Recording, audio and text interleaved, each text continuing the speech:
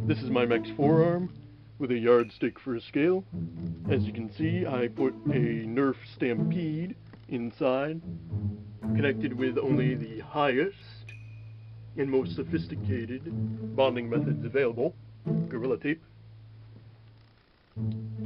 It is housed inside of a PVC framework, which will allow it to slide into the housing over there. So let's see it all put together. Here it is all dressed up. You can see the Nerf barrel poking out the front.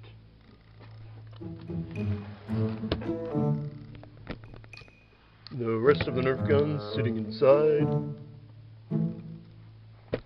A fake magazine on the side.